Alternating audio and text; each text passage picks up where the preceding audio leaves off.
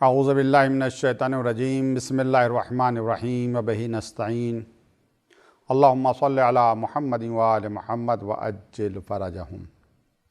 آیات اعتقادی امامت اور قیامت، یعنی قرآن مجید کی وہ آیات یا وہ آیتیں جن کا تعلق امامت اور قیامت سے ہے، آج کے درس میں اسی ٹاپک پر گفتگو ہوگی، یعنی امامت قرآن میں، قیامت قرآن میں۔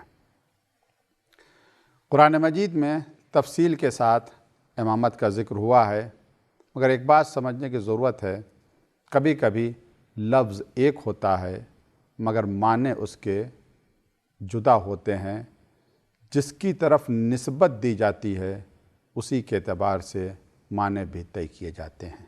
مثلا لفظ وجود، ہم بھی موجود ہیں، آپ بھی موجود ہیں، لفظ وجود کا اطلاق ہم پر بھی ہوتا ہے، آپ پر بھی ہوتا ہے، چیٹی کے اوپر بھی ہوتا ہے، ہاتھی کے اوپر بھی ہوتا ہے، اور اسی لفظ کا اطلاق اللہ تبارک و تعالیٰ کی ذات پر بھی ہوتا ہے، مگر ہم اور آپ تمام مخلوقات ممکن الوجود ہیں، اللہ تبارک و تعالیٰ واجب الوجود ہے۔ لفظ وجود کا اطلاق ضرور اس کی ذات پر ہوتا ہے، مگر اس کا وجود ہمارے وجود جیسا نہیں ہے۔ اس مقدمے کو ذہن میں رکھیے گا اور پھر آج کے درس کو غور سے سنیے۔ قرآن میں امامت کا جو ذکر ہے، ایک امامت عامہ کا ذکر ہے، عمومی امامت کا۔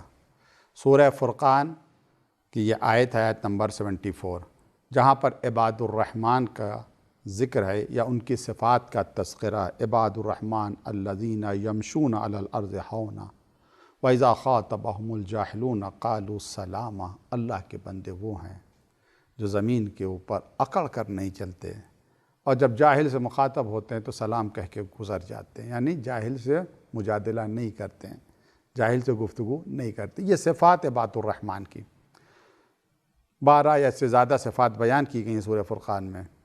اس کی یہ صفت آیت نمبر 74، والذین، یعنی عباد الرحمن کون، ان کی کیا صفت ہے؟ والذین یقولون ربنا حب لنا، اللہ کے بندے کہتے ہیں، عباد الرحمن کہتے ہیں، اے میرا اللہ عطا کر مجھے من ازواجنا و ذریاتنا، ہماری ازواج میں سے، ہماری اولاد میں سے، قرۃ اعین، آنکھوں کی ٹھنڈک، یعنی ہماری ازواج کو، ہماری شریک حیات کو، ہمارے بچوں کو، ہمارے اولاد کو ہماری آنکھوں کی ٹھنڈک بنا دے۔ وَاجْعَلْنَا لِلْمُتَّقِينَ إِمَامًا، اور ہمیں متقین کا امام بنا دے۔ اب یہ عباد الرحمن کی دعا، یہاں کے اوپر بھی لفظ امام آیا ہے، عمومی معنی امام کے، بہت سے لوگوں کو امام کہا جاتا ہے، عمومی معنی امام کے، یہ ایک معنی ہے امام کے۔ اور قرآن میں، اب یہاں پر امام کس معنی میں اس دن نہیں جانا ہے، علامہ طباطبائی المیزان میں تفصیل سے اس آیت کی تفسیر بیان کی ہے، وَجَعَلْنَا لِلْمُتَّقِينَ إِمَامًا کے معنی کیا ہیں۔ بعض تفاسیر میں یہ بھی آیا ہے کہ یہ مخصوص ائمہ علیہ السلام سے ہے، جو ادھر نہیں جانا، لیکن صرف اتنا یہ ہے کہ عمومی لفظ کو مد نظر رکھتے ہوئے جو علماء نے تفسیر کی وہ یہ کہ یہاں پر امامت عمومی امامت مراد ہے، وَجَعَلْنَا لِلْمُتَّقِينَ إِمَامًا۔ اور قرآن مجید میں کسے امام کہا گیا ہے؟ سورہ احقاف آیت نمبر 12، وَمِن قَبْلِهِ كِتَابُ مُوسَىٰ إِمَامًا وَرَحْمَةً، اس سے پہلے موسیٰ کی کتاب آئی تھی، وہ امام بھی تھی اور رحمت بھی تھی، یعنی آسمانی کتابوں کو بھی قرآن نے امام کہا۔ کیوں؟ اس وجہ سے امام کا کام ہدایت دینا ہے، ہدایت کرنا ہے۔ آسمانی کتابیں ہدایت کے لیے، ھدی للمتقین، متقین کے لیے، ھدی للناس، انسانوں کے لیے، سب کے لیے ہدایت بن کر آئیں آسمانی کتابیں، تو ان کو بھی امام قرآن نے کہا ہے۔ ہاں، اب وہ امامت جو بعہدہ الہی ہے، پروردگار کا منصب ہے، پروردگار کا عہدہ ہے، وہ بہت عظیم عہدہ ہے، بہت بڑا عہدہ ہے۔ اس کی طرف سورہ بقرہ آیت نمبر 124 میں ارشاد ہوا، وَإِذِ ابْتَلَىٰ إِبْرَاهِيمَ رَبُّهُ بِكَلِمَاتٍ فَأَتَمَّهُنَّ قَالَ إِنِّي جَاعِلُكَ لِلنَّاسِ إِمَامًا قَالَ وَمِن ذُرِّيَّتِي قَالَ لَا يَنَالُ عَهْدِ الظَّالِمِينَ۔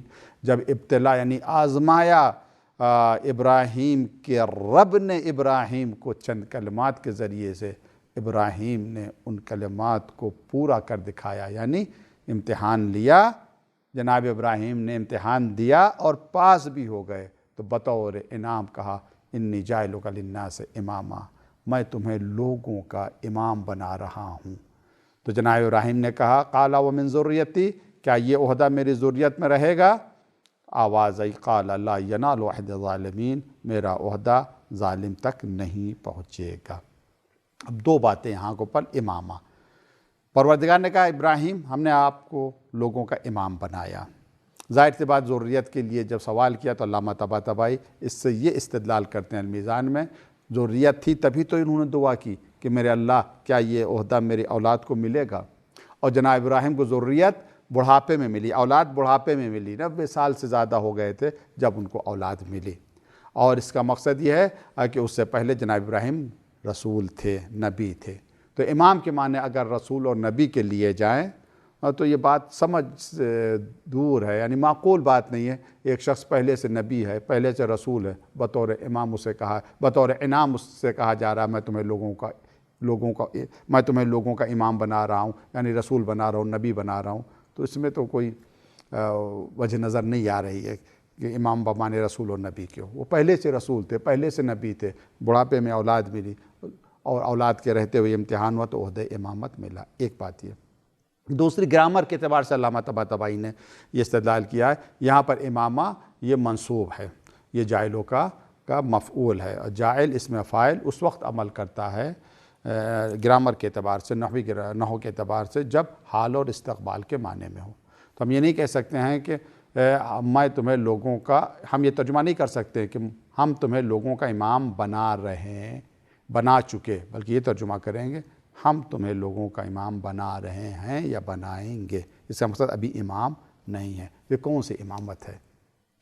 یہ کون سی امامت ہے؟ جو عہدہ ہے پروردگار کا، جو جناب ابراہیم کو ملی۔ اب اس کی پوری بحث، مفصل بحث، اگر آپ اسے علم حاصل کرنا چاہیں تو بہترین بحث علامہ طباطبائی نے المیزان میں کیا ہے، جہاں پر انہوں نے نبی کے معنی بیان کیے، رسول کے معنی بیان کیے اور امام کے معنی بیان کیے۔ خلاصہ اس کا یہ ہے کہ نبی یعنی اللہ تبارک تعالیٰ کی طرف سے خبر لے، لوگوں تک پہنچا دے، رسول اللہ تبارک تعالیٰ کی طرف سے پیغام لے اور لوگوں تک پہنچا دے۔ یہ نبی اور رسول کے معنی ہیں۔ تحمل الرسالہ یہ رسول کے معنی ہیں۔ امام کے معنی کیا ہیں؟ یعنی نبی اور رسول کی ذمہ داری اراء الطریق، راستے کا دکھانا یہ نبی کی ذمہ داری ہے، رسول کی ذمہ داری ہے۔ امام کون ہوتا ہے؟ ایصال الی المطلوب، جو مقصد تک پہنچا دے۔ آپ کسی سے راستہ پوچھتے ہیں، کوئی راستہ بتا دیتا ہے، کوئی کہتا ہے میرے ساتھ چلو، میرے پیچھے پیچھے چلو، میں منزل تک پہنچا دوں گا۔ امام آگے ہوتا ہے، اس کے پیچھے پیچھے چلنا ہے، منزل تک پہنچ جائیں گے۔ بہت سے انبیاء امام ہوئے، خود ہمارے نبی امام، دعائے توسل میں کہتے ہیں یا امام الرحمہ یا سیدنا و مولانا یا امام الرحمہ، اس معنی میں امام۔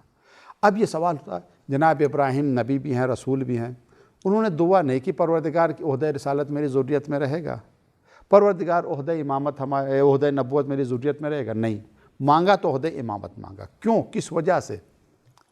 جناب ابراہیم نے عہدہ امامت اپنی ضروریت کے لیے، اور پروردگار نے ان کی دعا کو قبول بھی کر لیا یا نہیں بھی کیا، دونوں باتیں ہو سکتی ہیں۔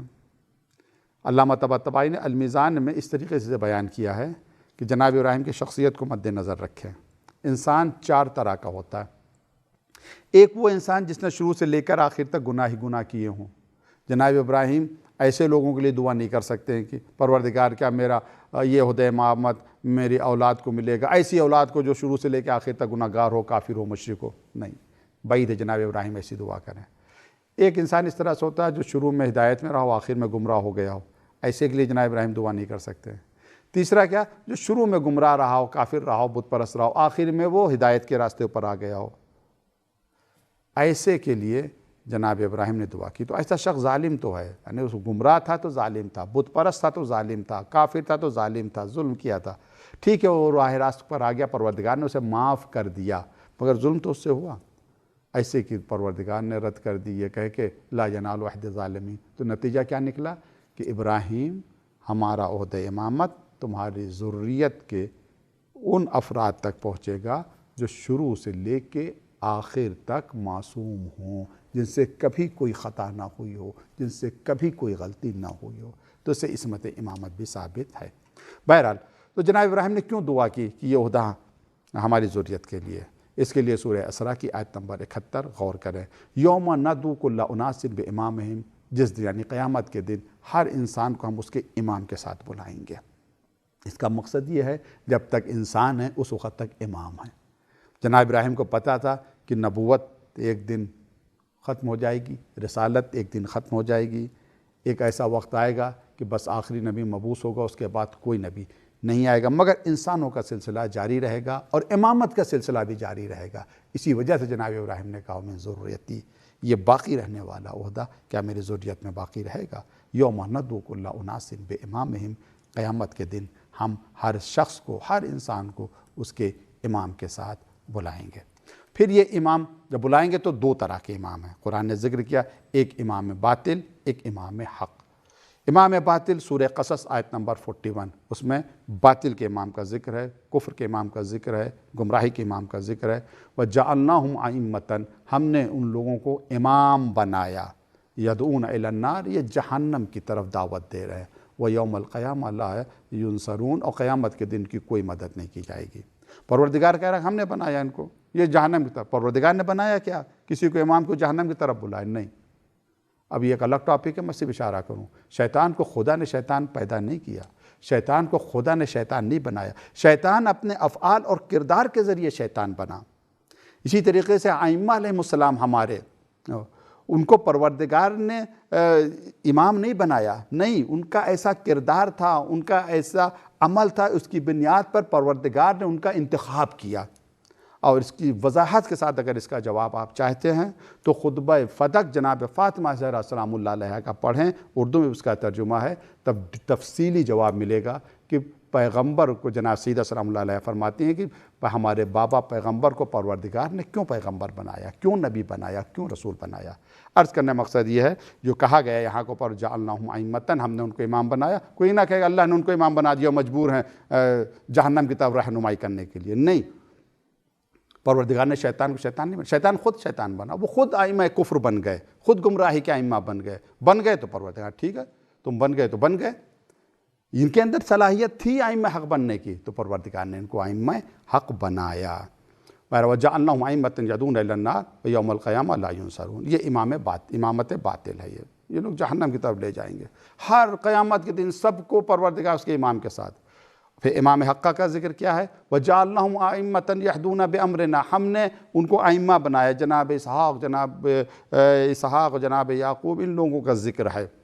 یہ بنی اسرائیل کے جو انبیاء ہیں ان کے بارے میں یہ آیت نازل ہوئی، جعلناہم ائمۃ، ہم نے ان لوگوں کو امام بنایا، ائمہ جمع امام کی، یہدون بامرنا، ہمارے حکم سے، ہمارے امر سے یہ ہدایت کا فریضہ انجام دیتے ہیں۔ واوحینا الیہم فعل الخیرات، ہم نے ان کے اوپر وحی کی، اچھے کام کرنے کی وحی کی، واقام الصلاۃ کی وحی کی، وایتاء الزکوٰۃ، زکوٰۃ دینے کی وحی کی، وکانوا لنا عابدین، یہ صرف ہماری عبادت کرتے ہیں۔ اللہ جسے امام بناتا ہے وہ صرف اور صرف اللہ کی عبادت کرتا ہے، ایک لمحے کے لیے بھی وہ غیر خدا کی عبادت نہیں کرتا۔ کانوا لنا عابدین۔ سورہ سجدہ آیت نمبر 24 میں ارشاد ہوا وَجَعَلْنَا مِنْهُمْ أَئِمَّةً، ہم نے ان میں سے کچھ کو امام بنایا، سب کو نہیں، من تمییز کے لیے کچھ کو امام بنایا، یہدون بامرنا، یہ ہمارے امر سے ہدایت کرتے ہیں۔ لما صبروا، کیوں بنایا؟ بتا، لما صبروا وکانوا بآیاتنا یوقنون، دو ریزن بتا دیے، صبر کی وجہ سے، وکانوا بآیاتنا یوقنون، اور یہ ہماری آیات کے اوپر، ہماری نشانیوں کے اوپر یقین رکھتے ہیں۔ تو امامت حقہ کے لیے تین چیز ہمارے سامنے آئی ہیں، ایک اللہ کے امر سے ہدایت کرتے ہیں، ایک یہ، دوسرے ان کی یہ صفت ہے کہ یہ ہدایت کرتے ہیں اور اللہ صبر کرتے ہیں، جب پریشانی آتی ہے، جب راہ سے اللہ کی راہ کی طرف ہدایت کریں گے تو مصیبتیں ہوں گے، صبر کرتے ہیں، اور تیسرے یہ اللہ کی آیات پر یقین و بھروسہ رکھتے ہیں، شک نہیں کرتے۔ جناب ابراہیم امام تھے، کیا کہا قرآن نے؟ وَكَذَلِكَ نُرِي إِبْرَاهِيمَ مَلْكُوتَ السَّمَاوَاتِ وَالْأَرْضِ وَلِيَكُونَ مِنَ الْمُوقِنِينَ، ہم نے ملکوت دکھائے ابراہیم کو، زمین و آسمان کے ملکوت، خزانے دکھائے، چھپے ہوئے راز دکھائے تاکہ یقین کرنے والوں میں سے ہو جائیں۔ تو پہلے یقین تک پہنچایا، پھر عہدہ امامت عطا کیا جناب ابراہیم کو۔ تو اب یہاں کو پر دیکھیں آپ کہ یہ جو امامت ہے، امامت حقہ، ان چیزوں کے ساتھ ہے، اللہ کے امر سے ہدایت، صبر اور یقین، یہ جہاں جمع ہو وہی امام ہوگا۔ انہی بنیاد کے اوپر پروردگار کسی کو امام بناتا ہے۔ یہی کسوٹی ہے، یہی میزان ہے۔ اور پھر یہ اتنا عظیم ہو جاتا ہے وہ شخص جس کو عہدہ امامت ملتا ہے کہ سورہ یاسین میں کہا گیا وَكُلَّ شَيْءٍ أَحْصَيْنَاهُ فِي إِمَامٍ مُبِينٍ، ہم نے ہر شے کو جمع کر دیا امام مبین میں۔ اب یہاں پر امام مبین میں لوح محفوظ بھی سے مراد ہو سکتی ہے، قرآن مجید بھی مراد ہو سکتا ہے، ائمہ علیہ السلام، معصومین علیہ السلام بھی مراد ہیں۔ پھر آخر میں ایک خوشخبری دی ہے کہ دیکھیے رسالت ختم، نبوت ختم، مگر امامت باقی رہے گی۔ ہر دور میں امامت رہی ہے، کوئی نبی بھی رہا، امام بھی رہا، رسول بھی رہا، امام بھی رہا، لیکن ہو سکتا ہے کوئی امام ہو مگر رسول اور نبی نہ ہو۔ نبی اور رسول امام ہو سکتے ہیں، جیسے جناب ابراہیم نبی اور رسول بھی امام بھی ہیں، ہمارے پیغمبر، لیکن ہو سکتا ہے کہ کوئی امام ہو جیسے امام علی علیہ السلام یا ہمارے ائمہ معصومین علیہ السلام، ائمہ ہیں، امام ہیں، مگر نبی اور رسول نہیں ہیں۔ پھر ایک خوشخبری سنائی قرآن نے، وہ کیا؟ سورہ قصص آیت نمبر 5 میں نُرِيدُ أَن نَّمُنَّ عَلَى الَّذِينَ اسْتُضْعِفُوا فِي الْأَرْضِ، ہم چاہتے ہیں کہ احسان کریں کن لوگوں کے اوپر؟ ان لوگوں کے اوپر جو زمین کے اوپر کمزور کر دیے گئے ہیں۔ وَنَجْعَلْهُمْ أَئِمَّةً، ہم انہیں امام بنائیں گے، بنا رہے ہیں۔ وَنَجْعَلْهُمُ الْوَارِثِينَ، ہم انہیں زمین کا وارث بنا رہے ہیں۔ یہ بشارت ہے کہ امام حق ہمیشہ ہمیشہ رہے گی، امامت سے دنیا خالی نہیں ہو سکتی۔ ہر شخص کو اس کے امام کے ساتھ معشور کیا جائے گا، بلایا جائے گا۔ امام دو طرح کا ہوتا ہے، ایک وہ امام جو جہنم کی طرف بلاتا ہے، رہنمائی کرتا ہے، ایک وہ جو جنت کی طرف رہنمائی کرتا ہے۔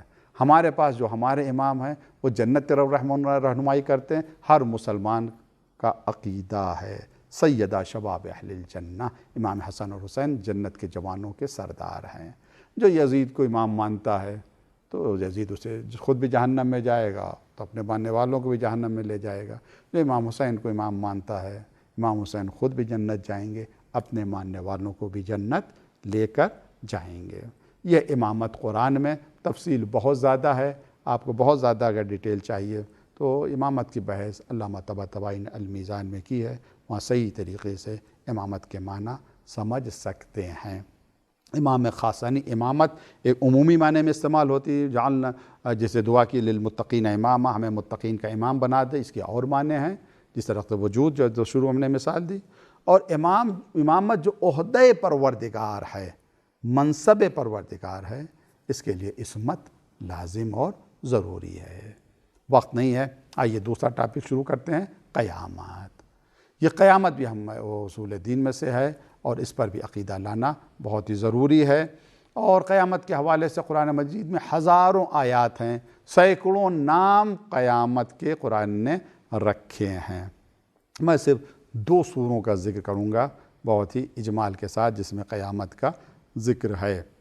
اس سے پہلے قیامت کیوں ضروری ہے؟ اس عقلی دلیل قیامت کا ہونا کیوں ضروری ہے؟ عقلی دلیل یہ ہے کہ اس دنیا میں انسان رہتا ہے، ایک انسان ہے جس نے بہت مصیبتیں اٹھائیں اور انہی مصیبتوں وہ مر گیا، اسے اس کے نیک اعمال کی جزا اس دنیا میں نہیں ملی۔ ایک برا انسان ہے، اس نے بہت ہی ظلم کیا، بہت ہی اتیاچار کیا، بہت ہی گناہ کیا، مر گیا اور اسے اس کے گناہوں کی سزا نہیں ملی۔ اگر ہم قیامت نہ مانیں، یعنی روز جزا کو نہ مانیں، تو یہ ظلم ہو جائے گا۔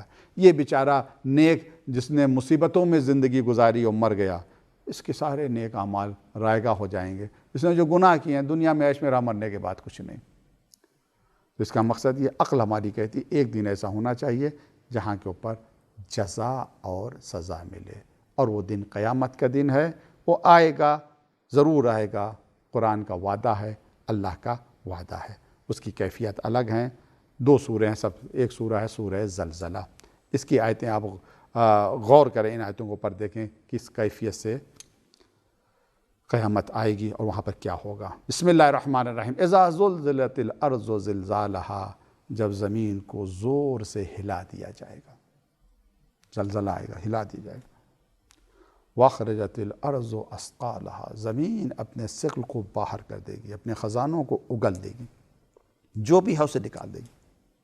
وقال الانسان ما لہا، انسان کہے گا زمین سے مخاطب ہو کر تجھے کیا ہو گیا ہے؟ انسان کہے گا، کون انسان کہے گا؟ میں عرض کروں گا آگے۔ یومئذ تحدث اخبارہا، اس دن زمین تحدث و خبر دے گی، بتائے گی اخبار کو، نیوز کو، جو اس کے اوپر ہوا تمام خبریں بتا دے گی، تمام نیوز بتائے گی زمین۔ کیوں؟ بِأَنَّ رَبَّكَ أَوْحَىٰ لَهَا، کیونکہ تمہارے رب کا حکم ہوگا اس کے لیے، وحی ہوگی اس کے لیے کہ تم بتاؤ، ایک انسان سے بتاؤ کہ کیا کیا تم پر گزری ہے یا تم نے کیا کیا دیکھا ہے۔ یومئذ یصدر الناس اشتاتا لیروا اعمالهم، اس دن جب لوگ نکلیں گے قبروں سے متفرق طور کے اوپر نکلیں گے۔ فمن یعمل مثقال ذرۃ خیرا یرہ، جس نے ذرہ برابر نیکی کی وہ اپنی نیکی کو دیکھے گا۔ ومن یعمل مثقال ذرۃ شرا یرہ، جس نے ذرہ برابر گناہ کیا وہ اپنے گناہ کو، اپنے شر کو دیکھے گا۔ یہ سورہ زلزلہ ہے۔ قیامت کے دن سب ہمیں، یعنی یہاں قیامت کے دن ایک عقیدہ ہے اور اس پر گفتگو ہوتی ہے علم کلام میں، تجسم اعمال کا، یعنی ہم جو عمل کرتے ہیں وہ جسم کی شکل اختیار کر لیتا ہے۔ قیامت کے دن یہی اعمال ہمیں دکھائے جائیں گے، چھوٹی سے چھوٹی غلطی، چھوٹا سے چھوٹا گناہ ہمیں دکھایا جائے گا، چھوٹی سے چھوٹی نیکی بھی ہمیں دکھائی جائے گی۔ کچھ معمولی گناہ کر کے ہم بھول جاتے ہیں، کبھی متوجہ بھی نہیں ہوتے ہیں، کسی کی غیبت کر دی توجہ بھی نہیں کیا، کسی کی غیبت ہو گئی، کسی کی دل آزاری کر دی توجہ بھی نہیں کی، کس کی دل آزاری ہوئی ہے، کسی کی توہین کر دی، الزام لگا دیا، اتہام لگا دیا، بھول گئے، ارے ذہن میں بھی نہیں آیا کہ ہم نے الزام لگایا، اتہام لگایا، غیبت کی، جھوٹ بولے، لیکن کوئی ریکارڈ کر رہا ہے۔ قیامت کے دن وہ سب کے سب دکھایا جائے گا، زمین بتائے گی وہ انسان کیا ہے۔ مولا کائنات امام علی علیہ السلام فرماتے ہیں تفسیر البرہان میں حدیث، واللہ انی انا الانسان الذی تنبہ الارض اخبارا، خدا قسم وہ انسان میں ہوں جس سے زمین ساری باتیں بتائے گی۔ تو یہ سورہ زلزلہ ہے۔ ابھی کیا کہہ رہا ہے؟ زمین ہلائی جائے گی، یوم یصدر الناس اشتاتا لیروا اعمالهم، تاکہ اپنے اعمال کو دیکھیں۔ فمن یعمل مثقال، ذرہ برابر اگر نیکی کی تو، اور ذرہ برابر اگر برائی۔ اسی وجہ سے کسی چھوٹی سی نیکی کو چھوٹا نہ سمجھیں، ضرور انجام دیں، چھوٹے سے گناہ کو چھوٹا نہ سمجھیں۔ سب کے سب ریکارڈ ہو رہا ہے اور ایک دن دکھایا جائے گا قیامت کے دن۔ ماہ مبارک رمضان کا مہینہ، پروردگار ہم سب کو توفیق دے کہ ہم اس ماہ مبارک چھوٹا سا چھوٹا بھی گناہ نہ کریں، اور معمولی سے معمولی بھی نیکی ہم سے ترک نہ ہونے پائے۔ یہ تھا سورہ زلزلہ۔ ایک اور سورہ ہے سورہ واقعہ، اس میں ڈیٹیل سے قیامت کا ذکر ہے۔ قیامت میں 3 گروپ ہوں گے۔ قیامت کیسے آئے گی اسے بھی بیان کیا گیا ہے سورہ میں، اور اس قیامت میں 3 گروپ ہو جائیں، سابقون، داہنی طرف والے، بائیں طرف والے۔ سابقون کی کیا کیفیت ہوگی، کیا حالت ہوگی، کیا پوزیشن ہوگی ان کی، داہنی طرف والوں کی کیا پوزیشن ہوگی، بائیں طرف والوں کی کیا پوزیشن ہوگی، یہ ڈیٹیل سے اس سورہ میں بیان کیا گیا ہے۔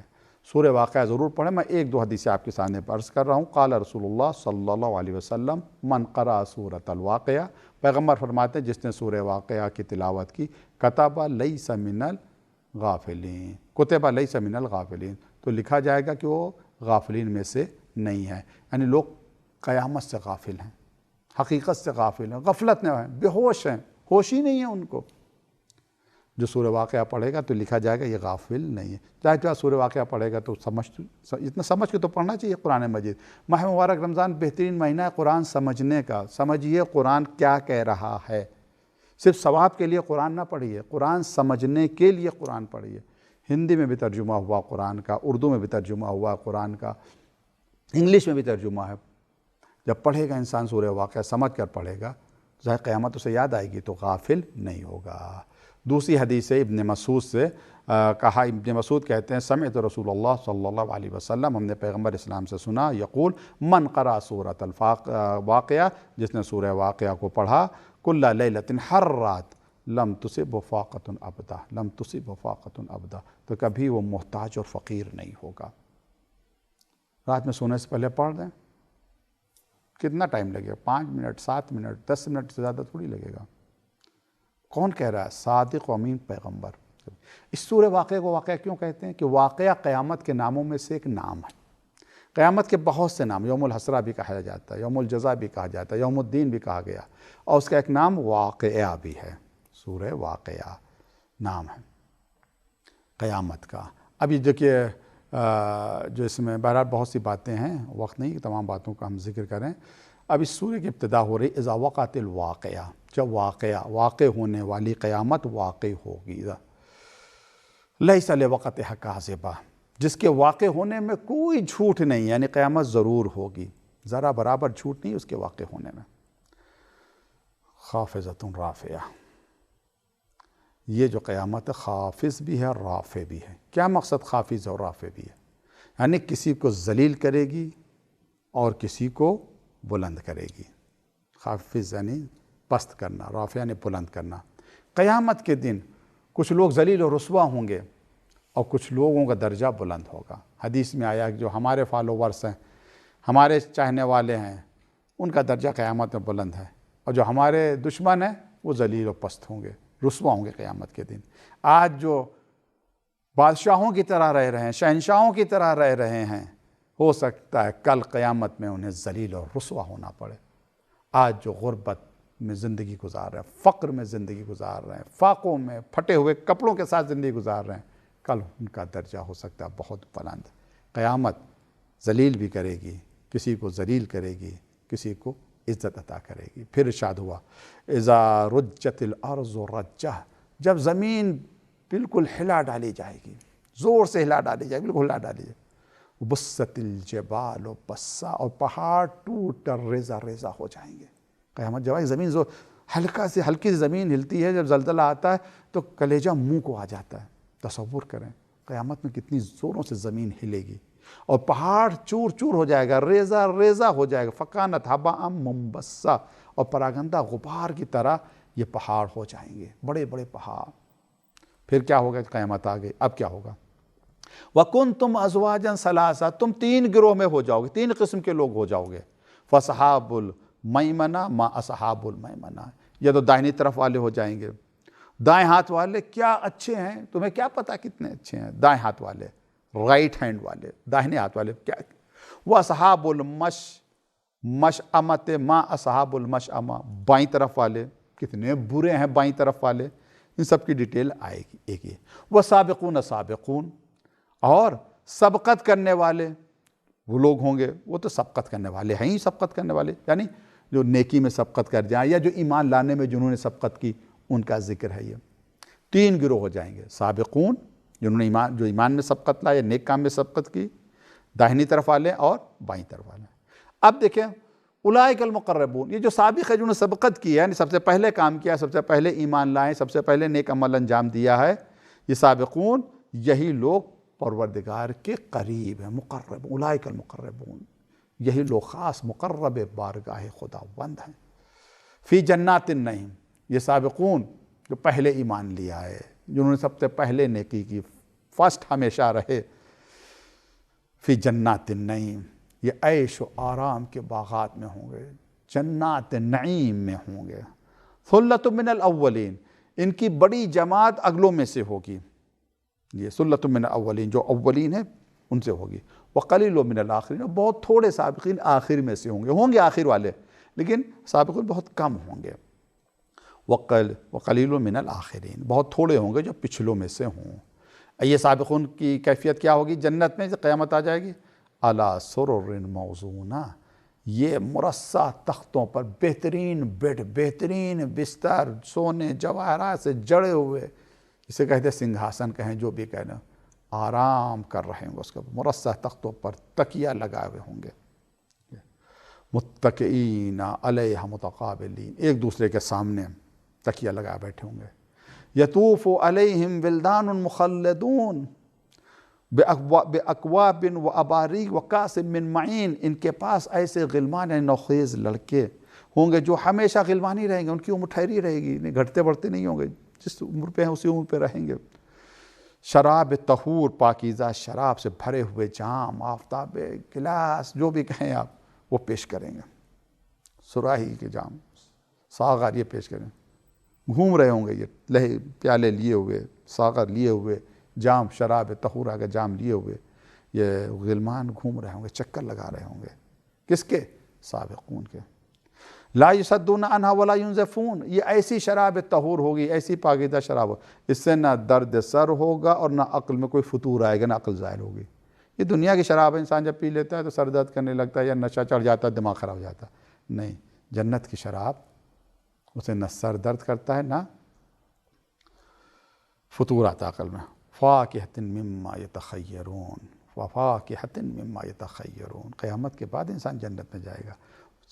وَلَحْمِ طَيْرٍ مِّمَّا يَشْتَهُونَ، اور وہ غلمان طرح طرح کے پھل پیش کریں گے اور جسے چاہیں گے وہ چن لیں گے، سابقون جو چاہیں گے وہ لے لیں گے اپنے، اور پرندوں کے گوشت جس کی وہ خواہش کریں گے، جس تیتر وہ ملے گا، بٹیر کی خواہش کی بٹیر، مرغ، جس پرندے کے گوشت کی خواہش کریں گے غلمان فوراً حاضر کر دیں گے۔ وَحُورٌ عین، اور حور عین ہوں گی کالامثال اللؤلؤ المکنون، اور ان کے لیے گوری رنگت والی، غزالی چشم والی، غزالی آنکھوں والی حوریں بھی ہوں گی۔ یہ قرآن کہہ رہا ہے، جو چھپا کر رکھے ہوئے موتیوں کی طرح ہوں گی۔ ان کے حسن کی مدح یا ان کے حسن کا، حوروں کے حسن کا قصیدہ قرآن اس طرح سے پڑھ رہا۔ یہ کیوں سابقون کو ملے گا؟ جزاء بما كانوا يعملون، یہ ان کے عمل کی جزا ہے، عمل کریں تب یہ سب کچھ ملے گا۔ لا يسمعون فيها لغوا ولا تأثیما، یہ سب کچھ ان کے عمل کے جزا ہے، جو وہ کیا کرتے تھے۔ وہ اس میں کوئی فضول اور گناہ کی بات نہیں سنیں گے، جنت میں فضولیات نہیں ہوں گے۔ الا قیل سلاما سلاما، صرف سلام ہی سلام۔ یہ سابقون۔ اس کے بعد اصحاب الیمین، یہ اصحاب یمین انتظار کی، جب بعض لوگ قیامت تصور سے ڈر جاتے ہیں، اگر کردار اچھا ہے تو انسان خوشی خوشی قیامت کا انتظار کرے گا، یا تو سابقون میں ہوگا یا اصحاب الیمین میں سے ہوگا۔ اصحاب الیمین داہنی طرف والے، ما اصحاب الیمین وہ دائیں والے، کیا اچھے داہنے والے ہیں۔ مدہ فی صدر مخضود، وہ ایسی بیری کے درختوں میں ہوں گے جن میں کانٹے نہیں ہوں گے، بیری کا درخت بغیر کانٹوں والا۔ وَطَلْحٍ مَّنضُودٍ، تہ بتہ کیلوں میں، وہ بھی ان کو کیلے گچھا نہیں ہوتا، گچھے گچھا کیلا۔ وَظِلٍّ مَّمْدُودٍ، اور دور تک پھیلے ہوئے سائے جنت میں، کس کے؟ داہنی طرف والوں کے لیے۔ وَمَاءٍ مَّسْکُوبٍ، بہتے ہوئے پانی میں نہریں جاری ہوں گی۔ وَفَاکِہَةٍ کَثِیرَةٍ لَا مَقْطُوعَةٍ وَلَا مَمْنُوعَةٍ، اور بہت سے پھلوں میں جو نہ کبھی ختم ہوں گے اور نہ کوئی روک اور ٹوک ہوگی، یہ سب ان کے پاس ہوں گے سب۔ وَفُرُشٍ مَرْفُوعَةٍ، اور ایسے بستر جو اونچے ہوں گے، بلند بستر، بیڈ، زبردست بیڈ ان کے لیے بھی ہوگا۔ لیکن دیکھیے جنت میں درجات ہیں، جس طرح آپ ٹرین میں سفر کرتے ہیں، اے سی چیئر کار ہے، فرسٹ کلاس ہے، اور کون ہے سب، ٹرین تو چلی ہی رہی ہے، منزل تک سب کو پہنچائے گی۔ جو بیچارہ سیکنڈ کلاس کے ڈبے میں سفر کر رہا وہ بھی پہنچے گا، اور جو فرسٹ کلاس میں وہ بھی پہنچے گا۔ لیکن درجات سب کے الگ الگ ہیں۔ ہوٹل میں جس طرح سے الگ الگ روم ہوتے ہیں، اسی طریقے سے جنت میں درجہ الگ۔ سابقون کا درجہ، اصحاب یمین کا یہ درجہ ہے۔ فرش مرفوعہ، ان کے بستر، ان کے بیڈ اونچے ہوں گے۔ پھر انا انشانہن انشان فجعلناہن ابکارا عربا اترابا لاصحاب الیمین، حوروں کا ذکر ہے۔ ہم نے حوروں کو خاص سرے سے پیدا کیا، ان کے لیے اسپیشل طور پر پیدا کیا، پھر ان کو ہم نے کنواری بنایا، خود قرآن کہہ رہا ہے، اور پیار کرنے والیاں اور ہم عمروں۔ اب یہاں پر ایک سوال آتا ہے کہ مردوں کے لیے قرآن نے وعدہ کیا کہ حوریں ملیں گی، خواتین کو کیا ملے گا وہاں کو پر؟ یہ ایک الگ بحث ہے، ایک الگ ٹاپک ہے، لیکن چونکہ بہرحال یہ درس ہے سب لوگ سن رہے ہیں، تو پروردگار عادل ہے، یہ عدالت کی بحث میں کہا جا چکا ہے۔ ذرہ برابر کسی کے اوپر ظلم نہیں کرتا پروردگار، ذرہ برابر کسی کو ظلم نہیں۔ عورتوں کو بھی ان کا حق ملے گا، مردوں بھی ان کا حق ملے گا۔ کس طرح سے ملے گا اس کی ایک الگ تفصیل ہے، انشاءاللہ آپ علماء سے سوال کریں وہ بتائیں گے۔ لیکن کوئی نہ سمجھے کہ صرف مردوں ہی کے لیے ہے جنت میں، عورتوں کے لیے۔ پروردگار نے خود کا مرد عورت کوئی بھی نیک کام کرے ہم اسے حتماً انعام اور اکرام دیں گے۔ تو یہ ہے سلۃ من الاولین و سلۃ من الآخرین، ایک بڑی جماعت اگلوں میں سے ہوگی اور ایک بڑی جماعت پچھلوں میں سے ہوگی۔ یہ کس کا؟ نیک لوگ۔ واصحاب الشمال، ما اصحاب الشمال، جو بائیں طرف والے ہیں، کتنے برے ہیں بائیں طرف والے، فی سموم وحمیم وظل من یحموم لا بارد ولا کریم، وہ لو کی لپٹ، سخت تپش، کھولتے ہوئے پانی اور سیاہ دھوئیں کے سائے میں ہوں گے۔ بائیں طرف والے ہیں جہنمی، جو نہ ٹھنڈا ہوگا نہ نفع بخش، انہم کانوا قبل ذالک مترفین، یہ اس سے پہلے دنیا میں بہت خوشحال تھے، بہت آرام سے یہاں رہ رہے تھے، بڑے اے سی میں سوتے تھے آرام سے، بڑے آرام سے رہ رہے تھے دنیا میں۔ اب جب گناہ کیے ہیں تو ان کو یہ سب جہنم میں یہ سزائیں ملیں گی۔ وَكَانُوا يُصِرُّونَ عَلَى الْحِنْثِ الْعَظِيمِ، یہ گناہوں پر اصرار کرتے تھے، یہ نہیں کہ شرمندہ ہوتے تھے، نہیں، اصرار کرتے تھے، بلکہ فخریہ گناہ کرتے تھے۔ وَكَانُوا يَقُولُونَ إِذَا مِتْنَا وَكُنَّا تُرَابًا وَعِظَامًا أَإِنَّا لَمَبْعُوثُونَ، یہ کہتے تھے ارے جب ہم مر جائیں گے، ہڈی پسلی ہمیں مٹی میں مل جائے گی تو کیا دوبارہ زندہ کیے جائیں گے؟ کیا ہمارے ابا دادا باپ دادا دوبارہ زندہ کیا جائیں گے؟ او آباؤنا الاولون، کیا ہمارے آبا و اجداد دوبارہ زندہ کیے جائیں گے؟ کیا ایسا؟ قُلْ إِنَّ الْأَوَّلِينَ وَالْآخِرِينَ لَمَجْمُوعُونَ إِلَىٰ مِيقَاتِ يَوْمٍ مَّعْلُومٍ، کہہ دیجئے اول آخر سب کو جمع کیا جائے گا۔ ثُمَّ إِنَّكُمْ أَيُّهَا الضَّالُّونَ الْمُكَذِّبُونَ، پھر اے جھوٹے اور گمراہ لوگوں، تم لوگ لَآكِلُونَ مِن شَجَرٍ مِّن زَقُّومٍ، اس زقوم کے درخت سے، زہریلے درخت سے تم کھاؤ گے۔ اب آپ دیکھیں میرے عزیزو، اس سورہ واقعہ کو پڑھیں، جو پیغمبر نے فرمایا جو اس سورہ واقعہ کو پڑھے گا غافل نہیں ہوگا۔ ماہ مبارک رمضان میں غفلت دور کرنے کا موقع ہے، غفلت کو دور کریں۔ انشاءاللہ دعا یہ ہے ہم سب کو، آپ کو سابقون میں پروردگار قرار دے، یا اصحاب یمین میں قرار دے، اصحاب شمال میں قرار نہ دے۔ وآخر دعوانا الحمدللہ رب العالمین، والسلام علیکم ورحمۃ اللہ وبرکاتہ۔